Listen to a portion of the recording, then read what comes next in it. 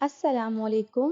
میرے شوہر نے ایک نوکر کام پر رکھا، مغرب کی اذان سنتے ہی اس کی رنگت بدلنے لگتی تھی۔ وہ جھٹ پٹ کام کر کے جانے کی جلدی کرتا تھا اور کام کی تنخواہ بھی نہ لیتا تھا، بس روز کے مجھ سے 25 روپے ہی لیتا تھا۔ مجھے اس پر شک سا ہونے لگا۔ اس دور میں اتنے کم پیسوں پر کام کرنا، پھر مغرب ہوتے ہی بھاگنے کی جلدی کرنا۔ ایک دن میں اس کے ساتھ گھر چلی گئی، لیکن اس کے گھر کو دیکھ کر میری روح فنا ہو گئی۔ وہاں لے جا کر اس نے ہم میاں بیوی میں بہت محبت اور چاہت تھی، شاہد عادت کے بھی سلجھے ہوئے تھے، لیکن میری وہی کہانی ہے جو اکثر عورتوں کی ہوتی ہے۔ شادی کے بعد اوپر تلے کے 4 بچوں کے ساتھ گھر کی ذمہ داری اور شوہر کی کم تنخواہ پر گزر بسر کرنا میرے لیے ایک مشکل سا مرحلہ تھا۔ سب سے بڑھ کر یہ تھا کہ میرے گھر کوئی ملازمہ بھی نہ تھی۔ میں روز میاں سے اسی بات پر جھگڑنے لگتی تھی۔ وہ مجھے کم مائگی کا رونا رو کر دکھا دیتے،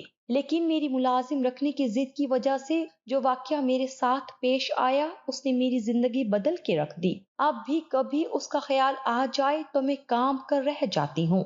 دل کی ہولناکی ایسے مزاج پر طاری ہوتی ہے کہ وجود پسینے سے شرابور ہو جاتا ہے، تنفس بری طرح سے بگڑنے لگتا ہے، دل اور دماغ کی دنیا درہم برہم سی ہو جاتی ہے۔ کئی گھنٹے مجھے اپنی بگڑتی حالت کو اعتدال پر لانے میں لگ جاتے ہیں۔ آج بھی لکھنے کے لیے قلم اٹھایا ہے تو ہاتھ پر لرزہ سا طاری ہے، آنکھوں سے آنسو جاری ہیں اور میرے وجود میں چونٹیاں سے رینگتی محسوس ہو رہی ہیں۔ اس لیے آج اس کو قلم کے ذریعے آپ تک پہنچانے کی جسارت کرنا چاہتی ہوں۔ یہ بات ان دنوں کی ہے کہ جب میری شادی کے 5 سال بعد، جب میں چوتھی بار امید سے ہوئی تھی۔ ہر سال اللہ نے بیٹوں سے نوازا تھا، لیکن تینوں بیٹوں میں بس سال کا فرق تھا۔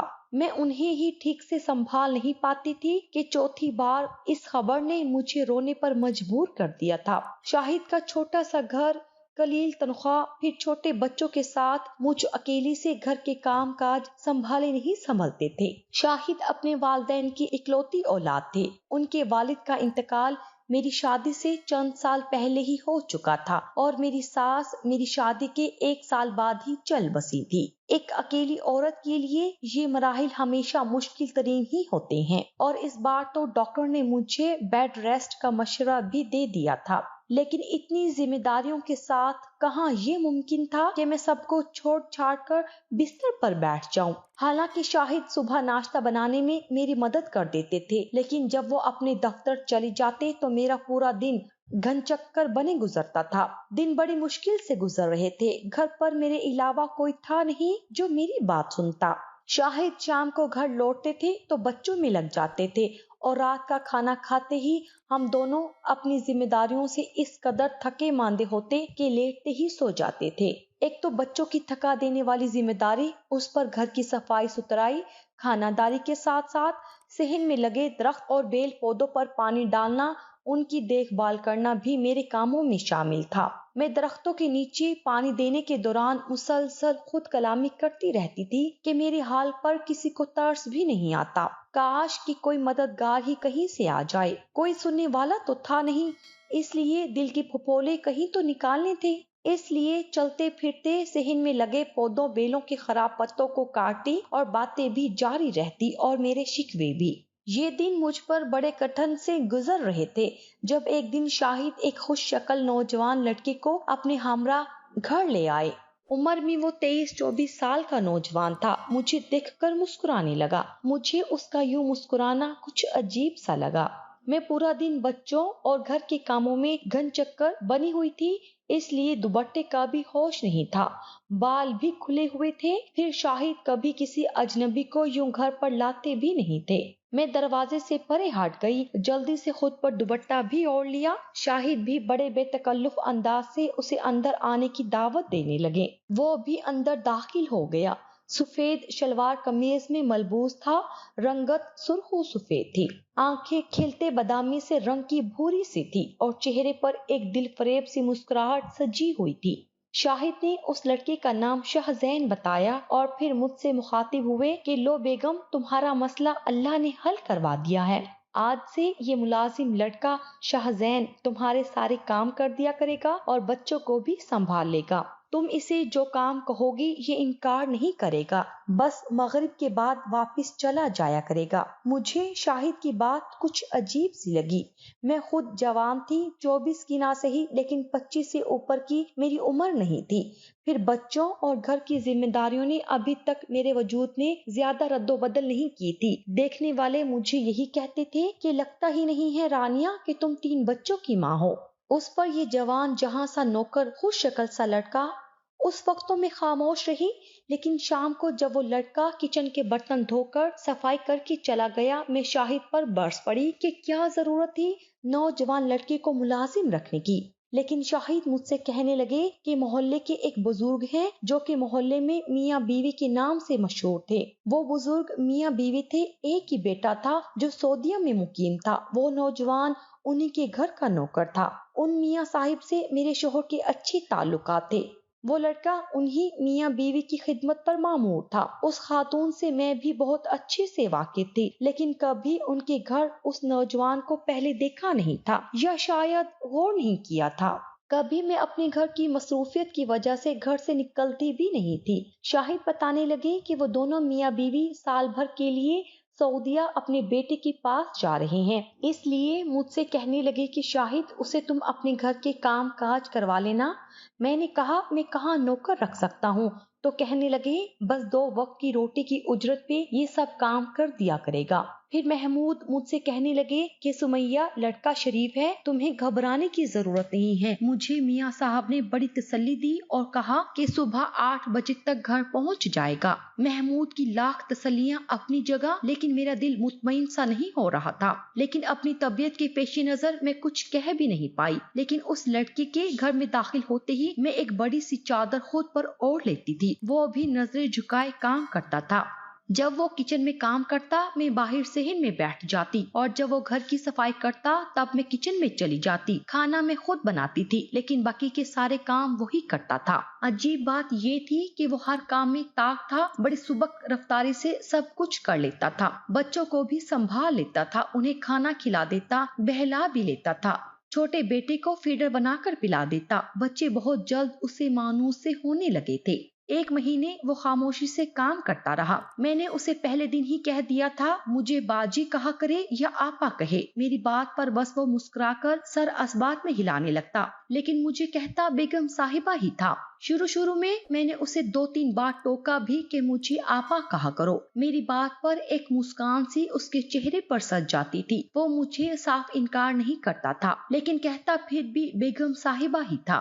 پھر میں نے بھی توجہ دینی چھوڑ دی، مجھے اس کی آ جانے سے بڑی سہولت سی ہو گئی تھی۔ بازار کی کئی چیزیں میں اسے منگوا لیتی تھی، بس مغرب کی اذان ہوتے ہی وہ واپسی کے لیے تیار کھڑا ہوتا تھا۔ پھر مجھ سے اجازت مانگتا، بیگم صاحبہ میں جاؤں؟ جب میں کہتی ہاں جاؤ تو کہتا کہ 25 روپے دے دیں۔ پیسے میرے پاس اکثر ہوتے تھے، میں اسے روز 25 روپے اس کے مانگنے پر اسے دیتی تھی۔ ایک بار میں نے اسے 100 کا نوٹ دیا کہ یہ رکھ لو، لیکن شاہ زین نے واپس کر دیے، کہنے لگا بیگم صاحبہ صرف 25 روپے لوں گا۔ میں نے بہت کہا کہ میں اپنی خوشی سے تمہیں 100 روپے دے رہی ہوں، لیکن اس نے انکار کر دیا، کہنے لگا بس 25 روپے ہی لوں گا۔ مجھے اس کی یہ بات کچھ عجیب سی لگی۔ 2 ماہ گزر گئے تھے، اس لیے میں اب شاہ زین سے کچھ بے تکلف سی ہو گئی تھی۔ کچن میں جب میں کھانا بنا رہی ہوتی وہ برتن دھونے لگتا، کبھی سبزی بنا دیتا۔ میں اب اس کی موجودگی میں کچن میں کام کرنے لگی تھی۔ وہ مجھ سے بچوں کے متعلق بات کر لیتا تھا، کبھی سبزی کاٹتے ہوئے کھانے کی ترکیب پوچھنے لگتا۔ مجھے اب اس سے ہچکچاہٹ سی محسوس نہیں ہوتی تھی۔ شاہ زین دوپہر کو تینوں بچوں کو سلا کر کچن میں میرا ہاتھ بٹانے لگتا تھا۔ ایک بار میں نے اسے اس کے گھر والوں کے بارے میں پوچھا تو ایک دم اس کے چہرے کی مسکراہٹ غائب ہو گئی تھی، چہرہ متغیر سا ہونے لگا۔ اس کے بعد مجھے غصے سے دیکھنے لگا۔ پہلی بار مجھے اس کی بھوری آنکھوں سے خوف سا محسوس ہوا تھا۔ میں اس سے نظریں چرا گئی۔ اس نے مجھے کوئی جواب نہیں دیا، بس خاموشی سے کچن سے باہر نکل گیا۔ پہلے تو میں نے سوچا کہ مجھے کیا پڑی تھی کہ اس سے اس کے گھر والوں کا پوچھتی رہوں، بہتر ہے کہ اپنے کام سے کام رکھوں۔ اگلے روز شاہزین کا رویہ پہلے جیسا تھا، غصے اور ناراضگی کا شائبہ تک نہیں تھا۔ شام کی چائے اس نے مجھ سے پوچھ کر پہلی بار بنائی تھی۔ میں کپ لے کر صحن میں رکھ کر کرسی پر بیٹھ گئی۔ پہلی بار ایسا ہوا کہ وہ میری برابر رکھی کرسی پر بیٹھ گیا تھا، ورنہ وہ چائے کچن میں ہی پیتا تھا اور میں صحن میں۔ شام کے وقت صحن میں لگے درختوں پر چہچاتے پرندوں کی آوازیں مجھے ہمیشہ سے میرے کانوں کو بھلی لگتی تھی۔ بچے سو رہے ہوتے تھے، اس لیے میں چائے اس پرسکون ماحول میں بڑا لطف لیتے ہوئے پیتی تھی۔ میں درخت پر ادھر سے ادھر اڑتے پرندوں کو دیکھ رہی تھی جب شاہزین نے مجھے مخاطب کیا۔ بیگم صاحبہ، مجھے پرندوں سے باتیں کرنا اچھا لگتا ہے، میں اکثر ان سے باتیں کرتا ہوں۔ ان درختوں سے بڑی پرانی دوستی ہے میری۔ میں نے اس کی طرف دیکھا، اس کی بھوری آنکھوں میں اڑتے پرندے صاف نظر آ رہے تھے۔ کچھ پل تو میں اس کی آنکھوں میں دیکھتی رہی، عجیب سحر سا تھا اس کی آنکھوں میں، لگتا تھا کوئی دل فریب سا منظر ہے جو اپنی جانب کھینچ رہا ہے۔ پھر اس کی نظریں میری جانب اٹھی، نظروں کے تصادم پر مجھے جھٹکا سا لگا، میں ہوش کی دنیا میں لوٹی تھی۔ میں نے نظریں بدلی اور چائے پینے لگی۔ میری غلطی پر مجھے خفت سی محسوس ہونے لگی۔ بھلا مجھے ضرورت ہی کیا تھی کہ اس کی آنکھوں میں کھونے لگوں، لیکن اب مجھے اپنے چہرے پر کسی کی نظروں کی تپش سی محسوس ہونے لگی۔ آہستہ آہستہ مجھے یوں محسوس ہونے لگا کہ اس کی تپش کی تیزی سے میرا چہرہ جلنے لگا ہے۔ پھر وہی آگ مجھے چہرے سے گردن اور گردن سے آہستہ آہستہ اپنے پورے وجود میں چلتی ہوئی محسوس ہونے لگی۔ لیکن یہ عمل چند لمحوں کا تھا، پھر مجھے لگا کوئی میرے کان کے پاس سرگوشی کر رہا ہے، کہہ رہا ہے، رانیہ تمہارے بال بہت حسین ہیں۔ پھر مجھے اپنے وجود میں چونٹیاں سے رینگتی ہوئی محسوس ہونے لگی۔ مجھے لگا کہ میرے وجود سے کسی نے جان نکال دی ہو۔ میں جہاں تھی وہاں سے ہل نہیں پائی تھی، جیسے مجھے کسی نے منجمد کر دیا تھا یا مجھ پر کوئی بھاری وزن دار چیز رکھ دی ہو۔ چند لمحوں بعد میری کیفیت بدل گئی تھی، لیکن مجھے اپنا آپ بے جان سا لگ رہا تھا۔ خود کو سنبھالتے ہی جب میں نے برابر میں دیکھا تو شاہزین وہاں موجود نہیں تھا۔ میرے سر سے چادر اتری ہوئی تھی۔ عجیب بات یہ تھی کہ بالوں کی چٹیاں بھی کھلی ہوئی تھی، یا شاید میں نے بال باندھے ہی نہیں تھے۔ میں شک میں مبتلا ہوئی تھی۔ ذہن پر زور ڈالنے پر بھی کچھ یاد نہیں آیا۔ پھر خیال آیا کہ شاہزین یہی چائے پی رہا تھا، غائب کیسے ہو گیا؟ شاید جگ چکا تھا، کیونکہ صحن میں پھیلی روشنی اندھیرے میں ڈھل چکی تھی۔ بچوں کی رونے کی آواز پر میں کمرے میں گئی، تینوں بچے جاگ گئے تھے۔ چھوٹا بیٹا بھوک سے رو رہا تھا۔ جب میں نے گھڑی کی جانب نظر دوڑائی تو مغرب کا وقت بھی گزر چکا تھا، عشاء ہونے کی قریب تھی۔ اتنا وقت گزر چکا تھا اور مجھے احساس تک نہیں ہوا تھا۔ میں نے جلدی سے کچن کا رخ کیا، بچے بھوک کے مارے رو رہے تھے۔ پہلی بار کام کرتے ہوئے مجھے اپنا وجود مزمحل سا محسوس ہو رہا تھا، جیسے میرے جسم سے کسی نے طاقت ہی کھینچ لی ہو۔ اگلے روز وہ وقت مقررہ پر پہنچ گیا۔ میرے میاں 7:30 بجے آفس کے لیے نکلتے تھے اور 8 بجے شاہزین آ جاتا تھا۔ اب وہ مجھے اپنا آپ شاہزین کی نظروں میں مقید سا لگنے لگا تھا۔ نہ جانے کیوں، لیکن میں خود کو شاہزین کی جانب کھینچتا ہوا محسوس کرنے لگی تھی، جیسے اس کی آنکھوں میں مقناطیسی کشش ہے جو نہ چاہتے ہوئے بھی مجھے اس کی جانب راغب کر رہی ہے۔ اس سے باتیں کرنے لگی تھی، اس کے بارے میں سوچنے لگی تھی، یا یوں کہ وہ میرے ذہن پر مسلط سا ہونے لگا تھا۔ مجھے اس کے گھر والوں کے بارے میں جاننے میں دلچسپی سی ہونے لگی تھی۔ کون تھا وہ؟ کہاں رہتا تھا؟ اس کے گھر والے کیسے تھے؟ کئی سوال میرے ذہن میں کلبلانے لگے، لیکن شاہزین سے پوچھ نہیں سکی۔ اس سے پہلے بھی اس قسم کے کیے سوال پر اس کا رد عمل میں دیکھ چکی تھی، اس لیے اسے پوچھ نہیں پائی۔ آج بھی وہ مجھ سے 25 روپے مانگ رہا تھا۔ یہ بھی میرے لیے اس کی ایک عجیب کتھا سی تھی۔ روز ہی بس 25 روپے وہ بڑے حق سے مجھ سے مانگتا تھا اور میں اسے دیتی تھی۔ کبھی ایسا بھی اتفاق نہیں ہوا تھا کہ میرے پاس پیسے نہ ہوں یا میں اسے پیسے دینے سے انکار کر دوں، لیکن آج میں نے پوچھ ہی لیا کہ تم اتنے سارے کاموں کے بس 25 روپے ہی کیوں مانگتے ہو؟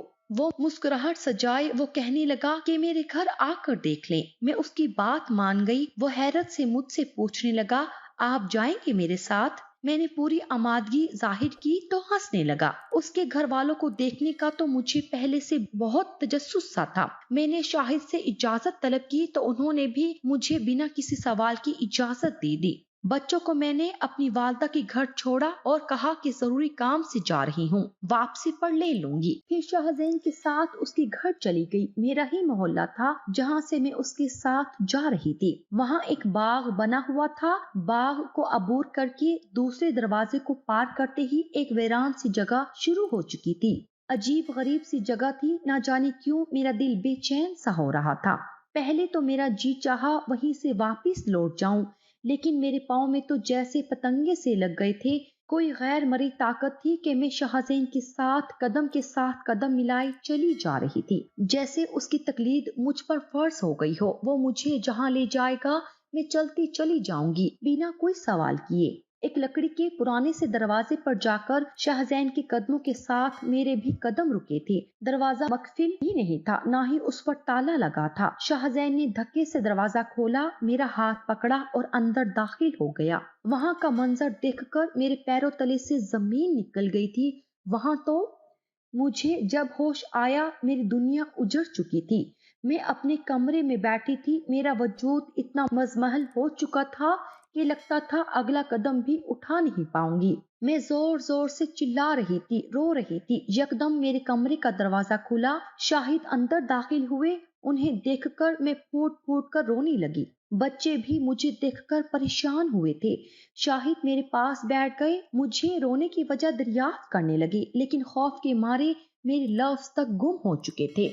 मैं उनके सीने से लगकर बिलकने लगी थी। मुझ पर अभी तक खौफ का असर बाकी था। मैं शाहिद की बाहों में सिमटती रोते हुए ये कह रही थी कि मुझे शाहजैन से बचा ले। शाहिद, मेरी जुबान पर यही एक लफ्ज था। वो अच्छा नहीं है, मुझे उससे बचा ले।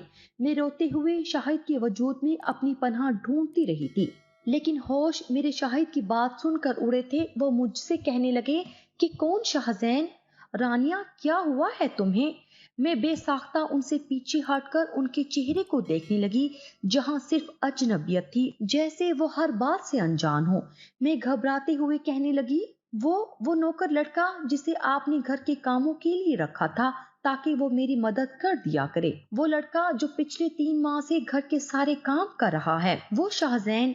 मैं बहुत घबराई हुई थी, लेकिन शाहिद नाफहमी से मुझे देखकर बोले, रानिया, होश में तो हो। कौन सा नौकर लड़का? मैं भला क्यों किसी को घर पर रखूंगा? मेरी अगर गुंजाइश होती तो क्या किसी लड़की को ना रख देता? मैं होंक बनी शाहिद को देख रही थी। बड़ी हिम्मत करके बोली, शाहिद, आप खुद उसे अपने साथ लाए थे। आपने कहा था कि मियाँ जी का मुलाजिम है। मियाँ जी और उनकी बीवी अपने बेटे के पास सऊदीया गए हैं, इसलिए उस मुलाजिम को हम रख लें बिना किसी उजरत के। मैं रोते हुए शाहिद की एक एक बात को दोहरा रही थी, उन्हें याद करवा रही थी। वो फिक्रमंदी से मुझे देखने लगे, कुछ हैरान भी थे। रानिया, मैंने कब तुमसे ये सब कहा है? ऐसा तो कुछ नहीं हुआ, बल्कि पिछले 3 माह से तुमने तो कभी थकन की भी शिकायत नहीं की। घर भी साफ सुथरा नजर आता है और तुम भी हशाश बशाश होती हो। मैं रोते हुए शाहिद को हैरत से देख रही थी। कौन था वो? ख्वाब तो नहीं हो सकता। मेरे साथ जो कुछ हुआ था अपने पूरे एहसास के साथ हुआ था। शाहजैन के ख्याल से भी मेरा दिल बुरी तरह कांप सा गया था। मेरी गैर होती हालत देखकर शाहिद भी परेशान हुए थे। 2 दिन मैं बुखार में बेहाल पड़ी रही। शाहजैन की भूरी आंखें जब भी मेरी नजरों के सामने आती, मैं चिल्लाकर उठ बैठती। शाहजैन के साथ जब मैं उसके घर में दाखिल हुई थी तो वहां चंद कब्रों के अलावा और कुछ नहीं था।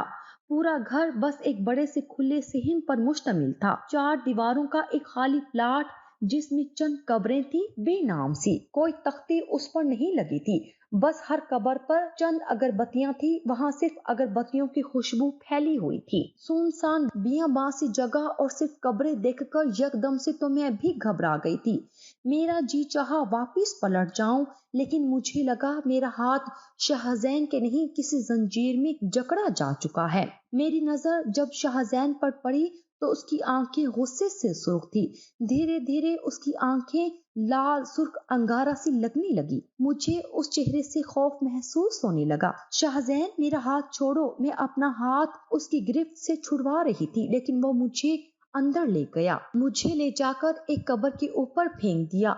ये है मेरे घर वाले, جسے تمہارے شوہر کی ماں نے جلوا دیا، مار ڈالا، کچھ نہیں کہا تھا میرے گھر والوں نے اس عورت کو، لیکن اس نے میرا گھر اجاڑ کے رکھ دیا۔ تم بھی دیکھو، تم سے روز 25 روپے لے کر میں اپنے گھر والوں کی قبر پر اگربتیاں جلاتا ہوں۔ پہلے میں بھی یہی ارادہ رکھتا تھا، اس کے بیٹے کا گھر بسنے کے بعد یوں ہی برباد کر دوں گا جیسے میرا کیا گیا، لیکن جب تمہیں دیکھا تو نہ جانے کیوں رک گیا، نہ جانے کیوں تم مجھے اچھی لگنے لگی۔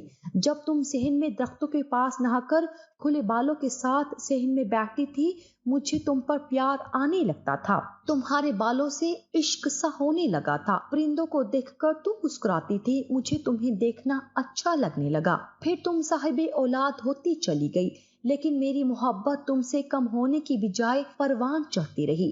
میرا جی چاہتا کہ تم سے باتیں کیا کروں، تمہاری آواز سنا کروں، تمہارے سامنے آؤں، اس لیے میں تمہارے سامنے آ گیا، اور آج تم اپنی مرضی سے، اپنی خواہش سے یہاں میرے ساتھ آئی ہو۔ وہ بول رہا تھا اور میری زبان اس کے سامنے بند تھی۔ اس کی آنکھوں سے مجھے وحشت سی محسوس ہونے لگی تھی۔ کون ہو تم؟ اس سے پہلے کہ میں اس سے کچھ اور پوچھتی، میری زبان گم سی ہونے لگی۔ شاہزین کی نظریں مجھے ایک تپش کی طرح میرے پورے وجود کو جلانے لگی تھی۔ مجھے لگا اس کی نظریں نہیں، کوئی ایسا تابوت ہے جس میں میرے وجود کو بند کر دیا گیا ہو۔ اس بار اس کی طرف نظروں نہیں، اس کے ہاتھوں نے بھی میرے وجود کو جکڑنا شروع کیا تھا۔ نہ میں بول پا رہی، نہ اپنا آنکھ چھڑوا پائی تھی۔ میرے وجود پر سانپ سے لوٹے اور کاٹتے ہوئے محسوس ہو رہے تھے۔ میرے وجود پر اس قدر وزن تھا، میرا سانس تک گھٹ رہا تھا۔ میں نہیں جانتی تھی کس کی حوث کا نشانہ بنی ہوں، لیکن مجھے جب ہوش آیا اس وقت اپنے کمرے کے بیڈ پر تھی۔ میرے وجود پر ناخنوں کی کھرونچیں تھی جس سے ہلکا ہلکا خون رس رہا تھا۔ میں وہاں کیسے پہنچی یہ بھی مجھے نہیں معلوم تھا۔ میرے بال کھلے ہوئے اور بکھرے ہوئے تھے، پورا وجود بے جان تھا، جیسے کسی نے میرے اندر کی روح کو کھینچا ہو۔ میں خود کو اتنا مزمحل محسوس کر رہی تھی کہ ایک قدم بھی چل نہیں پاؤں گی، لیکن اب یہ تھا کہ میں ہل جل سکتی تھی، میرا گلا آزاد تھا، میں بول سکتی تھی۔ میں خوف سے چلانے لگی تھی، شاہد کو پکارنے لگی تھی، شاہد کی باہوں میں ہی بے ہوش ہوئی تھی۔ 2 دن بعد میں ہوش میں آئی تھی، بخار کی حدت بھی کم ہوئی تھی۔ میری والدہ بھی میری طبیعت کا سن کر چلی آئیں۔ بچوں کا رو رو کر برا حال تھا۔ شاہد میری حالت دیکھ کر الگ پریشان تھے۔ مجھ میں اتنی سکت بھی باقی نہیں تھی کہ خود سے اٹھ کر بیٹھ سکوں۔ شاہد نے مجھے سہارے سے بٹھایا تھا، بامشکل ہی میں نے دودھ کا ایک گلاس پیا تھا۔ شاہد مجھ سے پوچھنے لگے کہ مجھے ہوا کیا ہے، لیکن میں انہیں کیا بتاتی، میرے پاس وہ لفظ ہی نہیں تھے۔ بس میں نے یہی کہا کہ مجھے خوف آتا ہے، ڈر لگتا ہے۔ میں اب چپ چپ رہنے لگی تھی، نہ گھر کی پرواہ تھی، نہ بچوں کی فکر۔ پھر کچھ دن بعد شاہد ایک نوری عامل کو گھر لے آئے۔ اسے دیکھ کر نہ جانے کیوں میں بے قابو سی ہونے لگی تھی۔ بس اتنا یاد ہے کہ شاہد نے میرے پیچھے بیٹھ کر مجھے اپنے حصار میں جکڑ رکھا تھا۔ سامنے بیٹھے شخص نے قرآن پاک کی آیت کی تلاوت شروع کی تو میرے دل کی بے چینی بڑھنے لگی۔ مجھے لگا میرے اندر میری روح تڑپنے لگی ہے۔ پھر یوں محسوس ہوا کہ روح میرے وجود سے جدا ہوئی، اور پھر شاہزین سرخ آنکھیں لیے میرے وجود سے نکل کر میرے اور اس نوری عامل کے بیچ جا بیٹھا تھا۔ عامل نے سوالات کا سلسلہ شروع کیا تھا جو وہ مجھ سے کر رہا تھا۔ شاہزین کا ہر جواب میرے اندر سے کوئی دے رہا تھا۔ شاید وہ سب بھی میرے وجود میں تھا، لیکن مجھے اپنے سامنے بیٹھا دیکھ رہا تھا۔ کون ہو تم؟ عامل نے مجھ سے باروب لہجے سے پوچھا۔ جواب شاہزین دے رہا تھا، ایک جن زادہ۔ اس کی بھوری آنکھیں دھیرے دھیرے لال انگارہ بن رہی تھی، اس کا تنفس بری طرح سے چل رہا تھا، جیسے وہ کسی شکنجے میں پھنسا ہوا ہو۔ اس عورت کے پیچھے کیوں پڑے ہو؟ نوری عامل کا لہجہ سخت اور بلند ہوا تھا۔ مجھے اچھی لگتی ہے، پھولے ہوئے سانس کے ساتھ وہ بول رہا تھا۔ اس کا پیچھا چھوڑ دے ورنہ جلا دوں گا تجھے۔ پانی کی چھینٹیں نوری عامل نے مجھ پر پھینکی، اس کے ساتھ ساتھ میں بھی تڑپ کر رہ گئی، جیسے کسی نے آگ کے شعلے پھینکے ہوں۔ نہیں چھوڑوں گا، شاہد کی ماں سریا نے میرے گھر والوں کو جلایا ہے، بدلہ لیے بغیر نہیں جاؤں گا۔ شاہزین کی آواز بدل رہی تھی، بھاری سی آواز جیسے کسی گدھے کے ہانکنے جیسی ہو۔ وہ پھر سے غرا کر بولا، کچھ نہیں کہا تھا میرے گھر والوں نے سریا کو؟ ہمارا صرف اس کے گھر کے درختوں پر بسیرا تھا، ہم نے کبھی کسی کو نقصان نہیں پہنچایا تھا، لیکن سوریا اکثر پاکی کا خیال نہیں رکھتی تھی، اس لیے میرے گھر والوں کو غصہ آ گیا۔ انہوں نے بس شاہد کو ڈرایا تھا تاکہ وہ درخت کے نیچے قضائے حاجت سے باز آ سکے، لیکن اس کی ماں سوریا نے ایک کالے علم رکھنے والے عامل سے عمل کروا کر میرے گھر والوں کو جلوا دیا۔ مجھے بھی بدلہ چاہیے۔ یہ سن کر عامل نے ایک نظر شاہد کی جانب دیکھا جو نظریں چرا گیا تھا، پھر اس عامل نے شاہزین کی جانب دیکھا۔ تم معاف کر دو، عامل کا لہجہ دھیما ہوا تھا۔ ہرگز نہیں، اس کی سرخ انگارہ آنکھوں سے آنسو بہ رہے تھے۔ وہ پھر سے غرا کر بولا، میں نے اگر ابھی تک اس کے بچوں کو کچھ نہیں کہا تو اس عورت کی وجہ سے مجھے اس سے محبت ہو گئی ہے۔ اسے کہو اسے طلاق دے دے، میں اسے چھوڑ دوں گا۔ شاہزین کی بات پر عامل نے اسے گھور کر دیکھا۔ نہیں، یہ ممکن نہیں، اس عورت کا کوئی قصور نہیں ہے، تم اسے اپنے عتاب کا نشانہ نہ بناؤ اور معاف کر دو۔ عامل نے پھر سے صورتوں کا ورد شروع کیا تھا۔ پانی کا چھڑکاؤ کرتے ہوئے وہ کھڑے ہو گئے۔ جیسے ہی وہ عامل کمرے سے باہر نکلے، شاہزین ان کے پیچھے یوں باہر نکلا جیسے کسی نے اسے اس عامل کا پابند بنا دیا ہو۔ مجھے لگا میرا وجود کسی شکنجے سے آزاد ہوا ہو۔ کچھ دیر بعد وہ عامل واپس آ کر بیٹھ گئے، پھر مجھ سے مخاطب ہوئے، بی بی اب کیسا محسوس ہو رہا ہے؟ میں پرسکون سی ہو چکی تھی۔ میں نے کہا میں ٹھیک ہوں، وہ آپ لوگوں کے درخت پر ہی بسیرا کرے گا، وہاں سے کہیں نہیں جائے گا، لیکن میں نے اسے پابند کر دیا ہے، دوبارہ تمہاری بیوی کو پریشان نہیں کرے گا۔ لیکن غلطی تمہاری والدہ کی تھی، بہت سی عورتیں ایسی حماقتیں کر جاتی ہیں جو بعد میں مصیبت کا سبب بنتی ہیں۔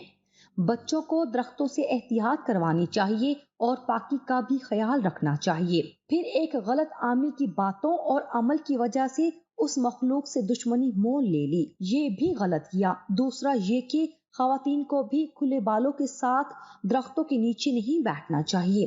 اپنی بیوی سے احتیاط کرواؤ۔ شاہد میاں، تم یہ گھر چھوڑ کر کبھی نہیں جا سکتے، بس یہ یاد رکھنا، یہ اس جن زادے کی تمہیں اور تمہاری فیملی کو تنگ نہ کرنے کی یہی ایک فرمائش ہے۔ یہ کہہ کر وہ عامل نے ایک نظر مجھ پر یوں ڈالی جیسے شاہزین کی یہ خواہش میری وجہ سے ہے۔ وہ عامل جا چکے تھے۔ اس کے بعد میری زندگی پرسکون ہو گئی تھی۔ میں نے صحن میں جانا بہت کم کر دیا تھا۔ نہ جانے کیوں مجھے صحن میں جاتے ہی یہ محسوس ہوتا کہ درختوں کے بیچوں بیچ دو بھوری آنکھیں مجھے دیکھ رہی ہیں۔ مجھ پر لرزہ سا طاری ہونے لگتا تھا۔ میں فوراً سے اندر آ جاتی تھی۔ میں نے اس بار ایک بیٹی کو جنم دیا تھا۔ جب پہلی بار میں نے آنکھیں کھول کر اپنی بیٹی کو دیکھا تو اس کی رنگت سرخ و سفید تھی اور آنکھوں کا رنگ بھورا تھا۔ نہ میری رنگت اتنی سفید تھی، نہ ہی شاہد کی، نہ ہی میرے تینوں بیٹوں کی، اس لیے اپنی بیٹی مجھے پہلی نظر میں اجنبی لگی تھی۔ میرے سامنے شاہزین کا چہرہ نظر آنے لگا، دل بے ساختہ سا دھڑکا تھا۔ بہرحال وقت گزر ہی جاتا ہے۔ آج میں نے اپنی بیٹی کو بھی رخصت کر دیا، تینوں بیٹوں کی شادیاں بھی کر چکی ہوں، لیکن بہوؤں کو کبھی صحن میں کھلے بالوں کے ساتھ بیٹھنے کی اجازت نہیں دی۔ میں اس بات کا بہت بڑا خمیازہ بھگت چکی ہوں، اس لیے اس بات پر میں نے نہ بیٹی پر نرمی برتی نہ بہوؤں پر۔